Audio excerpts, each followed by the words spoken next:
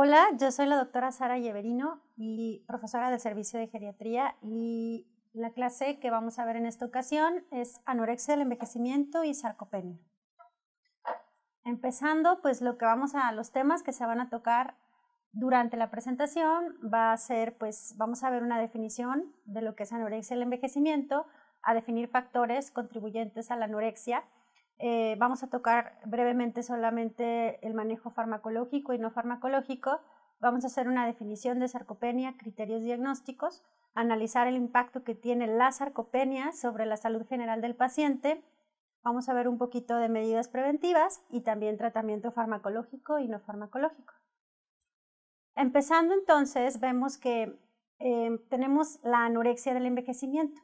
La anorexia no quiere decir nada más que disminución de la ingesta de alimentos, que es distinto a hiporexia, que es una disminución en el apetito.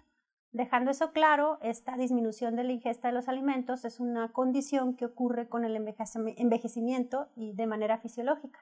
Es decir, junto con el envejecimiento también ocurre una disminución de la masa muscular y un incremento en la masa grasa de manera fisiológica. Como vemos en el dibujo, podemos ver del lado derecho de la diapositiva una mujer joven, en donde, bueno, si las condiciones son normales, la mujer pues tiene mayor cantidad de músculo y una menor cantidad de grasa.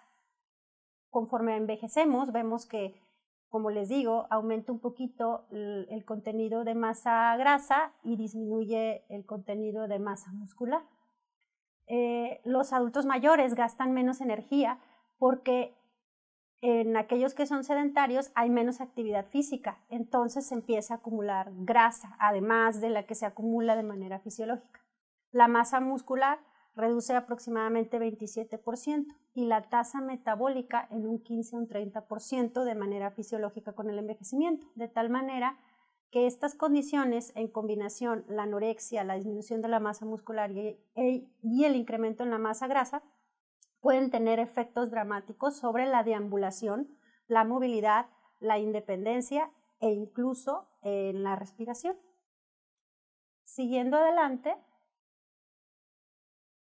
vamos a ver que la anorexia del envejecimiento, las personas mayores no regulan de manera adecuada la ingesta del alimento y desarrollan esta condición, la anorexia, una disminución en la ingesta. Entonces, esto, junto con otras condiciones que también ocurren durante el envejecimiento, conllevan un riesgo elevado de desarrollar malnutrición calórico-proteica y más si empiezan a aparecer junto con la edad ya procesos patológicos que pueden ser psicológicos como depresiones o físicos, un paciente con múltiples comorbilidades. Entonces, esta anorexia afecta más o menos al 30% de las personas en edad avanzada y aún más en mayores de 80 años.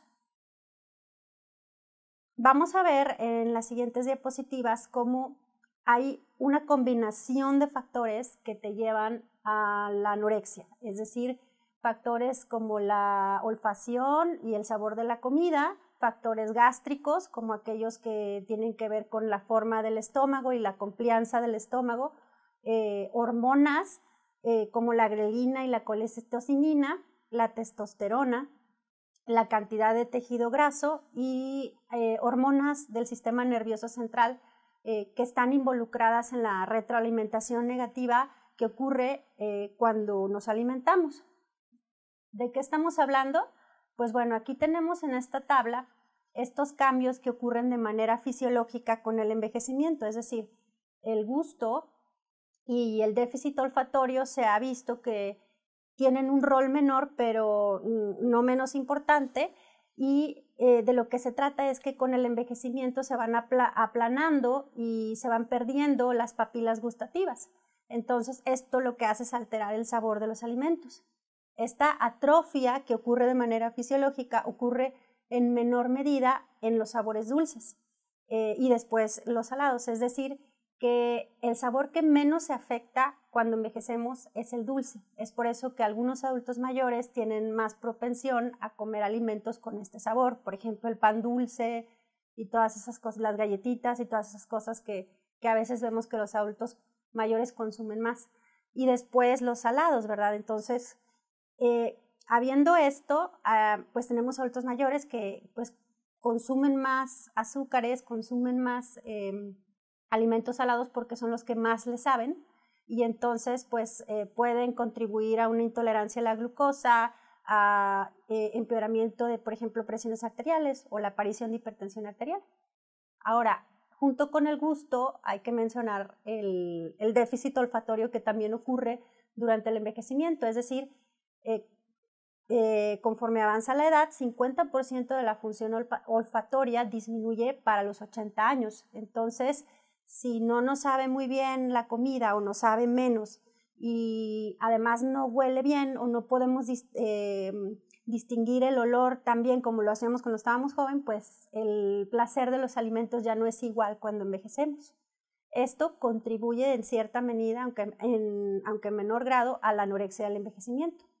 Otros cambios que mencionamos y que debemos ver es que también ocurren cambios en el estómago. Hay una menor complianza del fondo gástrico con una menor distensibilidad antral. Eso quiere decir que cuando el estómago se llena de comida, lo que hace es que le manda al cerebro la señal de que ya se llenó. Entonces el cerebro manda una hormona que le dice al estómago, ya te llenaste. El asunto es que con el adulto mayor hay un retraso en el vaciamiento gástrico, es decir, comemos y se queda un poquito de comida, se retrasa, es decir, se queda dentro del estómago, no se pasa hacia el intestino delgado, se queda ahí, el vaciamiento no ocurre y entonces se le manda la señal al cerebro para que inhiba el apetito. Entonces, este vaciamiento gástrico, hay diferencias ahí. En el adulto mayor, el vaciamiento líquido está acelerado en la fase temprana postprandial, es decir, ese pues no hay ningún problema, de hecho pasa rápidamente. El asunto es que los alimentos sólidos son los que realmente se encuentran, nos alimentamos sólido líquido, se encuentra retrasado un poco, se queda un poco en el estómago, ocurre este retraso del vaciamiento gástrico y se ha visto que hasta por 2 horas se retrasa este vaciamiento y el adulto mayor usualmente pudiera tener una sensación de saciedad prolongada hasta por 4 horas. Entonces, esta es una de las condiciones que en un momento más voy a explicar un poquito más, pero bueno, también contribuye a la anorexia o la disminución de la ingesta que ocurre con el envejecimiento. El hipogonadismo también es algo que contribuye, se sabe que pues hay una disminución de testosterona y esta testosterona lo que hace es incrementar la leptina. El asunto es que la leptina, que se encuentra mucho en la grasa, también es una hormona que produce anorexia. Entonces, viendo los cambios hormonales que existen de manera fisiológica y que contribuyen a la anorexia, tenemos las hormonas orexigénicas que dan hambre y las anorexigénicas, las que pues obviamente quitan el apetito, ¿no? O sea, así como su nombre lo dice. Tenemos estas hormonas anorexigénicas y la primera que voy a mencionar es la colecistocinina. Esta hormona es una hormona gastrointestinal, es la más importante asociada a la saciedad y aumenta de manera fisiológica con la edad. Se secreta en la primera porción del duodeno y lo que hace es que una vez que uno come proteínas y grasas, pues causa la liberación de bilis, estimula la secreción de enzimas pancreáticas que nos ayudan a digerir estos alimentos que estamos comiendo.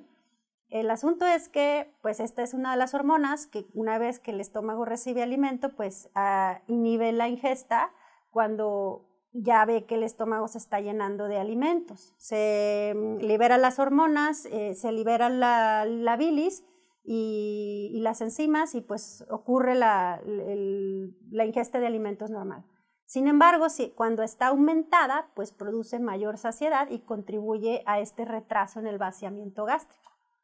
Ahora, lo que estábamos hablando, la siguiente hormona que es importante es la leptina. Es producida por las células adiposas y de por sí el adulto mayor tiene un mayor aumento en la masa grasa, pues entonces también aumenta un poquito la leptina y esto lo que produce pues es un efecto anorexigénico de quitar hambre, ¿no?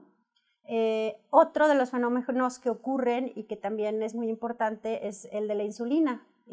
También se aumenta junto con un estado de mayor adiposidad y en este caso puede contribuir a la intolerancia a los carbohidratos. Sabemos que la insulina aumenta en estados de ayuno y ocurre esta situación de hiperinsulinismo que promueve o aumenta la señal anorexigénica de la leptina y hace que haya menos grelina. La grelina es una hormona que, al contrario de las hormonas anorexigénicas, es orexigénica, es decir, da hambre. La grelina asilada, cuando está disminuida, produce pues menos hambre. Cuando está presente, la grelina asilada produce o se ha visto que incrementa la ingesta de alimentos en pacientes con anorexia nerviosa. Entonces, siguiendo con esto, la insulina, la que estábamos viendo que es anorexigénica, colabora con ampliar el mensaje inhibitorio del neuropéptido Y. Ahora, entrando a el neuropéptido Y es esta hormona que se produce en el cerebro y que manda la señal de que ya te llenaste al estómago. Entonces, lo que ocurre en el envejecimiento es que el péptido YY, como dice aquí en la tabla abajo, en la última hormona anorexigénica, el péptido YY se libera en el ilion y en el colon en respuesta a la alimentación y reduce el apetito, aumentando esta hormona con el envejecimiento también de manera fisiológica e inhibe el neuropéptido Y, que es una de las principales hormonas orexigénica. Entonces tenemos condiciones hormonales que también están aumentadas durante el envejecimiento, que se favorecen por un estado de mayor adiposidad y que nos producen menos hambre. Hay otros factores, además de los que ya mencioné, que tienen que ver con factores sociales, ¿de acuerdo?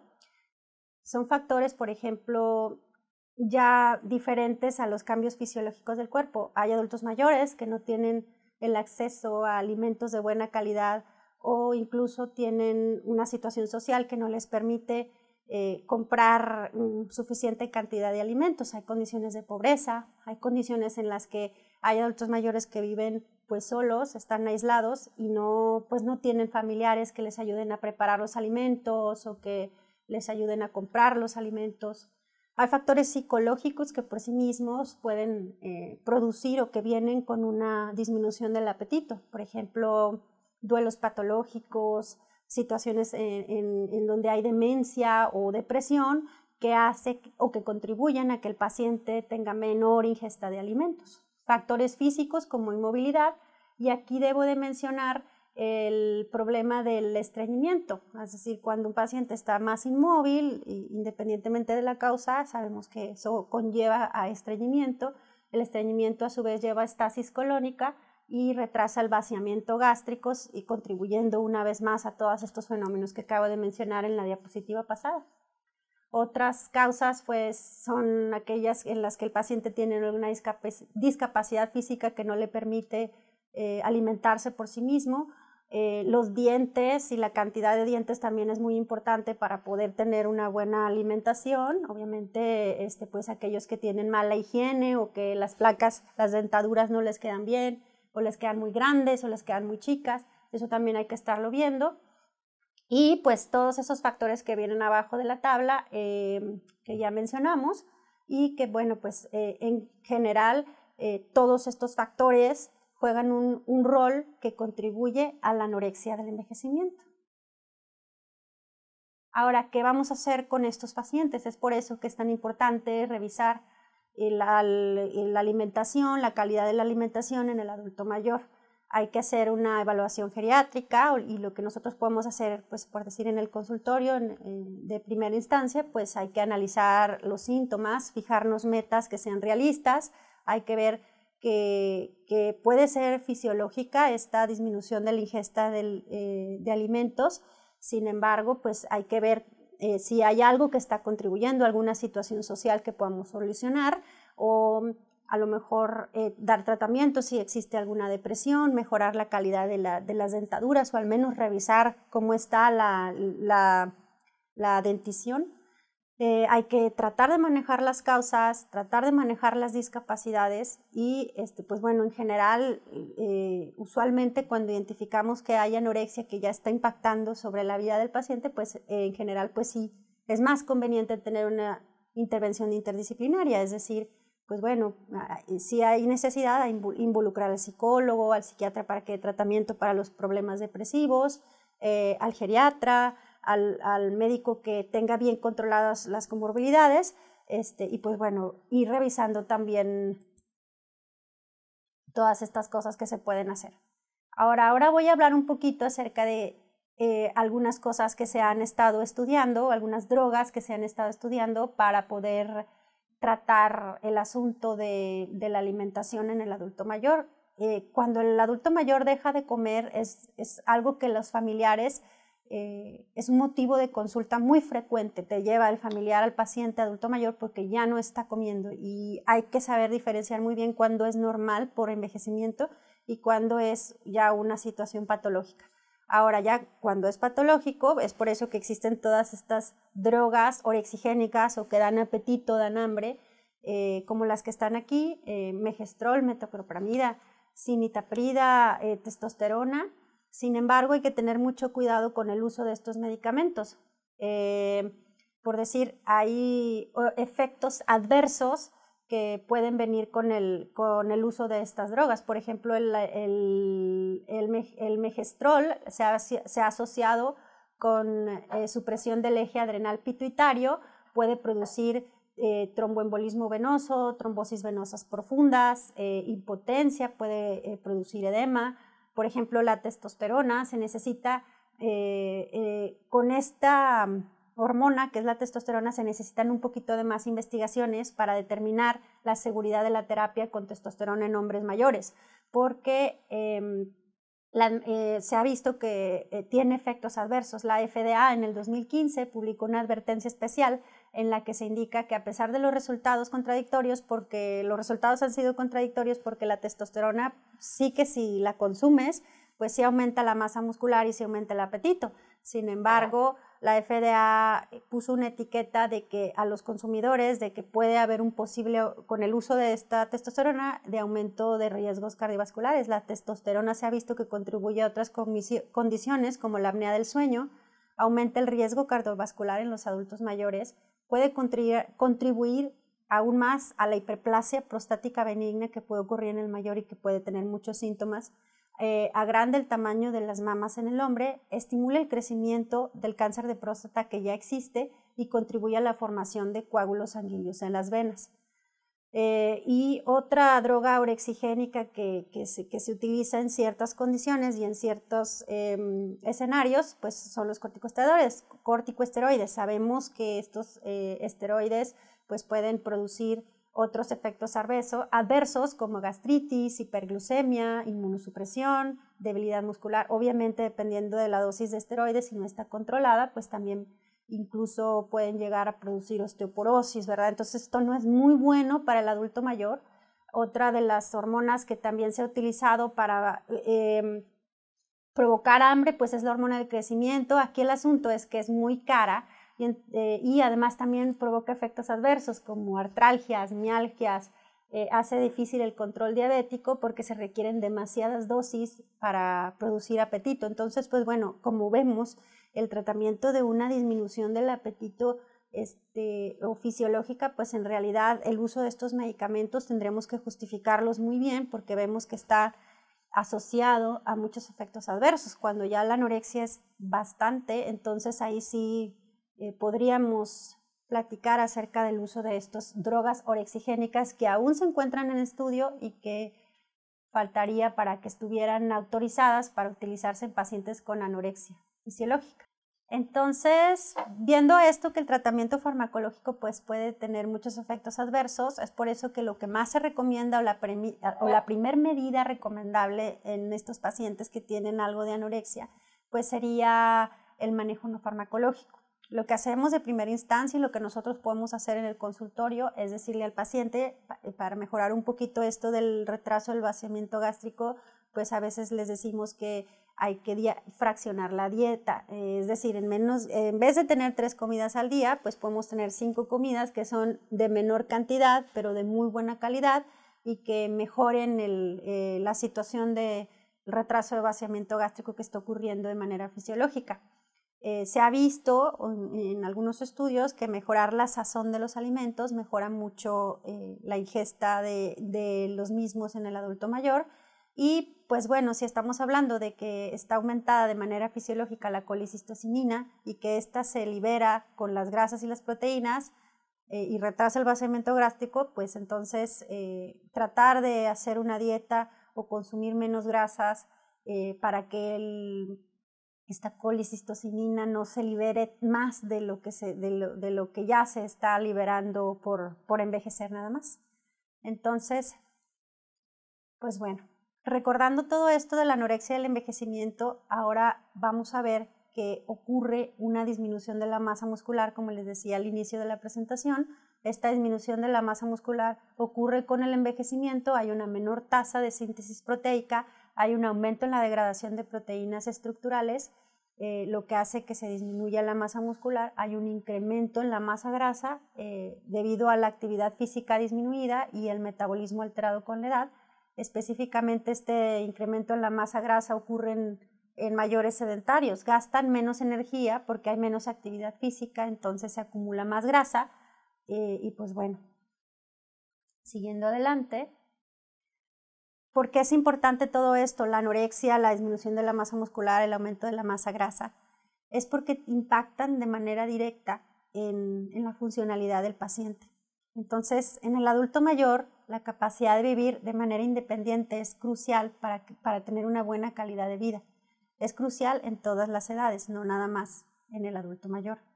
Esta capacidad de vivir de manera independiente en el mayor está amenazada usualmente por procesos degenerativos, comorbilidades, múltiples comorbilidades que te producen alguna discapacidad, que ya hacen que, por ejemplo, un paciente con EPOC, que ya no puede respirar muy bien, no puede hacer muy buen ejercicio, se vuelve con mayor dependencia debido a su problema pulmonar, pacientes con demencias o deterioros cognitivos, y bueno, pacientes que con el envejecimiento y si agregas múltiples comorbilidades, si agregas además que se está perdiendo músculo y se está acumulando más grasa, pues entonces empieza a haber dificultades para la independencia, más que todo por la movilidad, mayor riesgo de caídas, mayor riesgo de fracturas.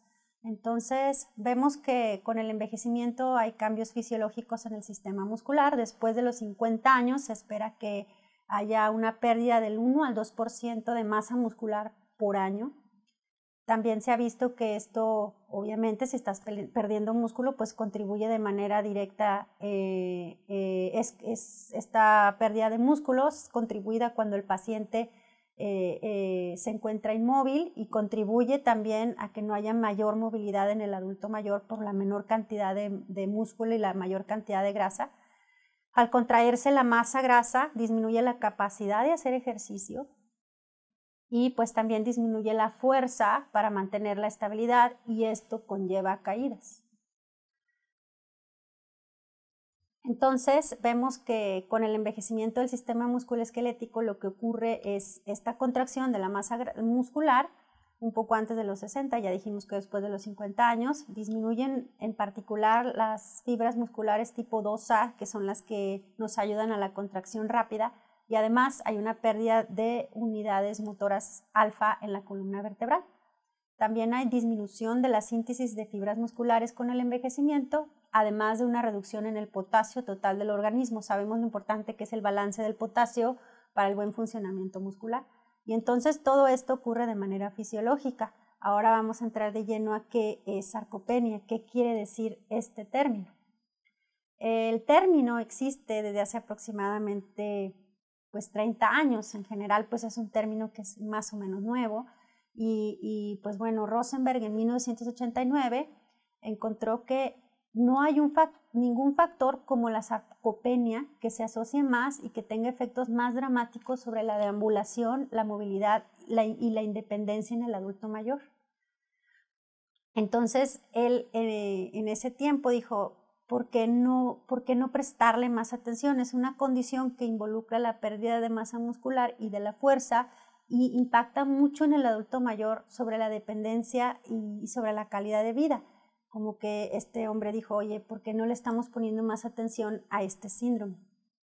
Entonces como que le quiso dar así un punch y le puso un nombre griego, tal vez necesita que se le ponga un nombre griego. Y pues bueno, este concepto de sarcopenia es clave para entender las acciones necesarias que mantengan la buena función en el adulto mayor. ¿Qué es la sarcopenia? La palabra sarcopenia proviene del griego sarco, que quiere decir músculo, y penia, que quiere decir deficiencia, así de sencillo y así de simple. Se refiere a la pérdida progresiva y generalizada de masa muscular esquelética y fuerza.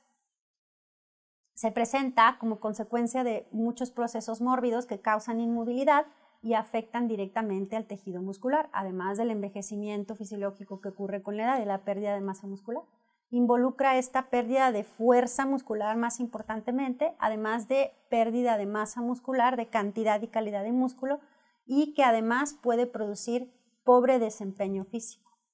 Ahora, estos son los criterios diagnósticos que están publicados y que se publicaron en el año pasado, en donde podemos ver que para poder tener un diagnóstico de probable sarcopenia probable, lo que necesitas es el criterio 1, es decir, una disminución o una menor fuerza muscular, ¿ok? Tienes una probable sarcopenia. Cuando tienes, además de una disminución de la fuerza muscular, un criterio 2, es decir, tú identificas que hay una menor cantidad o calidad muscular, entonces ya tienes un diagnóstico confirmado de sarcopenia. Ahora, cuando esta disminución de fuerza y disminución de calidad de músculo o de cantidad de músculo están presentes y además impactan sobre el desempeño físico y provocan un menor desempeño, entonces la sarcopenia confirmada ya es considerada como severa. ¿Qué tanta prevalencia tiene este fenómeno? En este estudio podemos ver las prevalencias en porcentajes o las frecuencias y diferencias entre hombres y mujeres. Podemos ver que en menores de 70 años, en hombres hispánicos, la frecuencia es alrededor del 16.9% y en hombres y 24.1% en mujeres. Vemos que conforme avanza la edad, ya en mayores de 80 años, dramáticamente se aumenta esta prevalencia, siendo hasta más de la mitad de los mayores de 80 años, con una frecuencia de 57.6% de sarcopenia en hombres y 60% en las mujeres. Y ahora vamos a ver que la sarcopenia tiene una etiología multifactorial, es decir, es la combinación también de muchos factores que contribuyen a esta pérdida de masa muscular que conlleva a una disminución en el desempeño físico, pérdida de masa y de fuerza. Entonces vemos que es una combinación de, por ejemplo, deficiencia de vitamina D, hay una mayor resistencia a la insulina que puede conllevar a la sarcopenia, anorexia del envejecimiento, como ya lo vimos, o procesos ya, ya patológicos como malas absorciones, otros problemas endocrinos que ocurren también con el envejecimiento, como la disminución de la hormona del crecimiento, condiciones como pues no uso del aparato muscular a aquellos pacientes sedentarios, a aquellos pacientes que no realizan ejercicio por decisión propia o que están inmovilizados por alguna situación patológica que los haya llevado a estar postrados, y aquellos factores de la senescencia que incluso ya estuvimos revisando un poquito antes cuando estuvimos viendo anorexia, pues hay una reducción de algunas hormonas como la testosterona. Ya vimos que hay una disminución en las motoneuronas y pues bueno, también un estado inflamatorio que también viene con el envejecimiento, que hay un incremento en interleucinas como la interleucina 6. Entonces todos estos factores nos llevan en contribución a la sarcopenia. Y bueno, ahora para hacer esto un poquito más sencillo, aquí tenemos unas categorías de sarcopenia. Esta sarcopenia puede ser primaria cuando no hay otra causa evidente además del envejecimiento. Recuerden que el diagnóstico de sarcopenia confirmada es la disminución de la fuerza muscular, además de cuantificar una disminución en la masa muscular, cuantificar de manera objetiva, no nada más viendo un paciente hipotrófico haces diagnóstico, tienes que cuantificarlo, ¿ok? Y entonces es primaria cuando no hay otra causa más que el envejecimiento. Es secundaria y cuando está asociada a otras condiciones, como por ejemplo secundaria a inmovilización o postración en cama, secundaria a un estilo de vida sedentario, o por ejemplo en secundaria también puede haber sarcopenia en estados de cero gravedad. Eso les ocurre a los astronautas, pues debido a toda esta inmovilidad y esta situación que ocurre allá en el espacio. También hay una sarcopenia que está asociada a enfermedad en condiciones como el EPOC, condiciones como falla cardíaca, enfermedad renal crónica, que pues por supuesto que no te dejan llevar una vida normal, ¿verdad? Pueden causar por sí mismas esta condición de sarcopenia. También sarcopenia asociados exclusivamente también a factores nutricionales, es decir, resulta de una dieta inadecuada, de proteínas o de carbohidratos, puede haber mala absorción, puede haber síntomas en donde ya hay un desorden patológico gastrointestinal que hace que produzca esta sarcopenia. Igual también hay medicamentos que pueden contribuir tanto a la anorexia del envejecimiento como también a producir fenómenos como el de la sarcopenia. Sin embargo, pues bueno, puede ser una condición que se encuentra asociada a comorbilidades y que también puede ser primaria, es decir, hay pacientes que pueden desarrollar sarcopenia y que, bueno, pues está asociada únicamente al envejecimiento. Entonces, veamos cómo es que les digo que podemos medir de manera objetiva la masa muscular. Es decir, hay técnicas variadas que, bueno, tienen diferentes costos, hay diferente accesibilidad y disponibilidad de estas técnicas, pero se puede medir qué tanto músculo está en el cuerpo. Podemos hacer TACs, resonancias, absorciometrías, densitometrías, y también otros métodos como medir la fuerza muscular y también métodos para medir qué tanto se impacta el desempeño físico. Ahora, para ver qué cantidad de músculo tenemos en el cuerpo, pues podemos hacer una TAC, una resonancia o una absorciometría dual de rayos X, es decir, son sistemas de imagen muy precisos porque pueden separar la grasa de otros tejidos corporales y decirte exactamente qué porcentaje y qué cantidad de músculo tienes. Es el estándar de oro para estimar la masa muscular en estudios de investigación, ya que pues, son estudios que tienen alto costo, muchos pacientes pues, no tienen el acceso a estos estudios y pues hay una exposición rutinaria a la radiación. Entonces, pues bueno, también es algo que nos hace pensar dos veces en utilizarlos. La DEXA es un equipo que no es portátil, hay que llevar al paciente a que se tome un DEXA, lo cual limita su uso en estudios epidemiológicos, o sea, no le podemos hacer DEXAs a todos los pacientes. Y pues bueno, es un método alternativo que también es preferido en investigación y en uso clínico. Pero ¿qué podemos usar en el consultorio? En el consultorio podemos hacer una estimación del volumen de grasa y masa muscular magra sin utilizar resonancia, DEXA o TAC, y esta técnica utiliza un aparato que lo que hace es pues estimar la cantidad de músculo, la cantidad de grasa y la cantidad de agua que hay en el cuerpo. Es de bajo costo, es fácil de usar, es reproducible y es apropiado para pacientes ambulatorios, es decir, puedes tener un bioimpedómetro en tu consultorio. Las mediciones correlacionan bien con las predicciones hechas con la resonancia magnética. Hay ecuaciones que te permiten calcular o predecir la cantidad de masa muscular o el índice de masa muscular y ya han sido validadas en adultos de diferentes etnias y ya a través de estos estudios pues se han hecho incluso ya se han publicado valores de referencia para adultos mayores. Entonces, pues bueno, es una alternativa portátil a la otra que era el DEXA.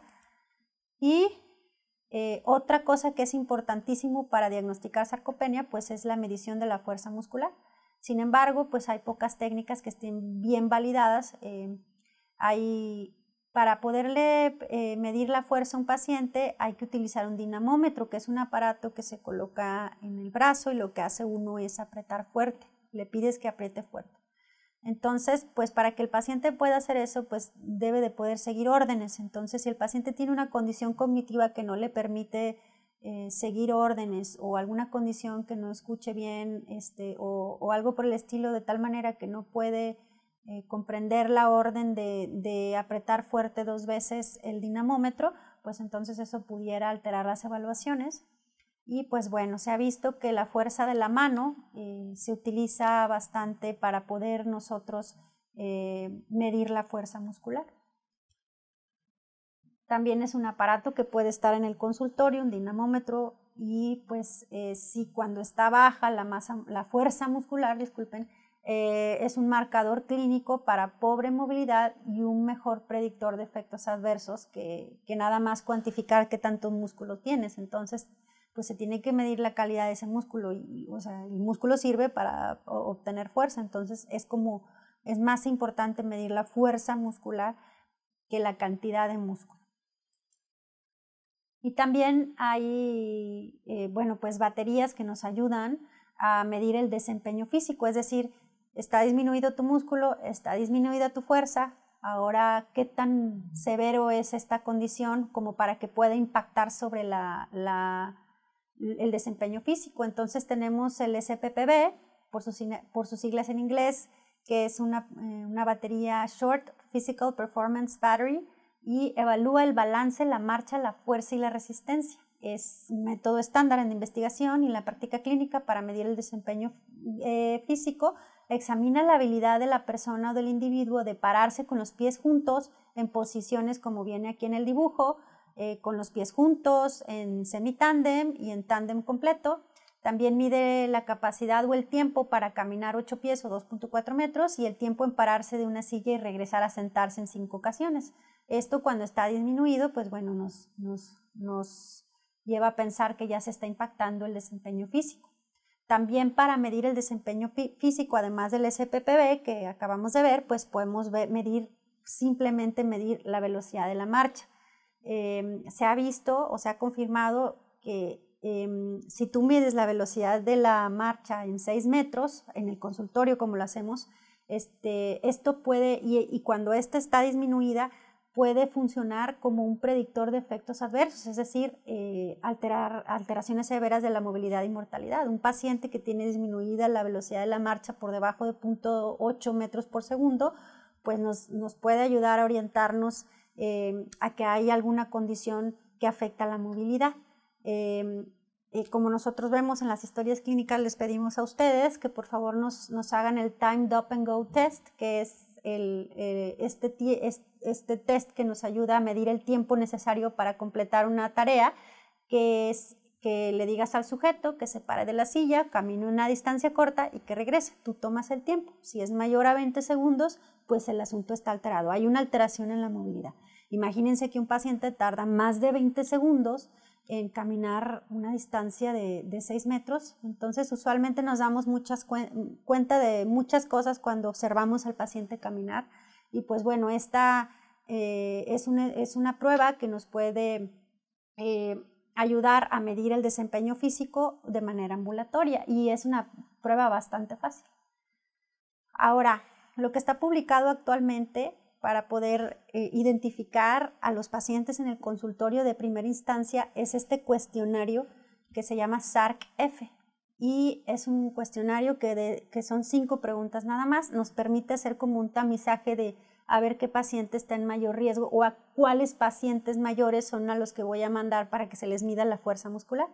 Entonces, este cuestionario pues tiene preguntas que involucran fuerza, si hay necesidad o si se requiere asistencia para caminar, si hay dificultades para levantarse de la silla, dificultades para subir escaleras o si ha habido caídas. Si se fijan, pues es un score que va un puntaje que va del 0 hasta los 10 puntos y cuando es mayor o igual a 4, quiere decir que, o bueno, nos predice una mayor dependencia para las actividades instrumentales de la vida diaria y nos predice, nos dice que a lo mejor este paciente pudiera tener una disminución en el desempeño físico. Entonces, así fácilmente haciendo estas preguntas que vienen aquí, podríamos nosotros identificar a aquellos pacientes a los que les tenemos que medir la fuerza muscular. Bien, entonces, como vemos, el cuestionario SARC-F es un cuestionario rápido, fácil de usar en el consultorio y es la manera en la que nosotros podemos encontrar casos de pacientes en los que es necesario, cuando es mayor o igual a 4 el puntaje en el SARC-F, en los que es necesario medir la fuerza. Bueno, pues si el cuestionario es negativo, pues entonces no hay sarcopenia y lo volvemos a hacer un tamizaje hasta después de un año, ¿verdad? Cada año, según lo que dictan las guías, se debe de estar haciendo un tamizaje para encontrar si hay riesgo de sarcopenia. Bueno, si en caso de que el SARC-F resulte positivo, entonces lo que sigue es evaluar y lo que se debe de hacer es medir de inmediato pues la fuerza muscular, es decir, utilizamos la medición de la fuerza de prensión o grip strength, como dice ahí, y la medimos haciendo uso del dinamómetro, como les estuve explicando.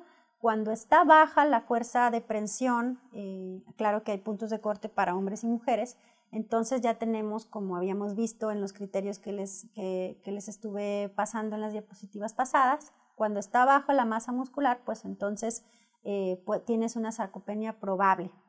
Y lo que sigue es confirmar de que en realidad exista una disminución de la fuerza más una disminución en la cantidad de músculo o en la calidad del músculo, utilizando técnicas confirmatorias como pues el DEXA, el VIA, que es la bioimpedancia que podemos tener en el consultorio, o otros estudios de imagen que nos ayudan a distinguir la cantidad de músculo en el organismo.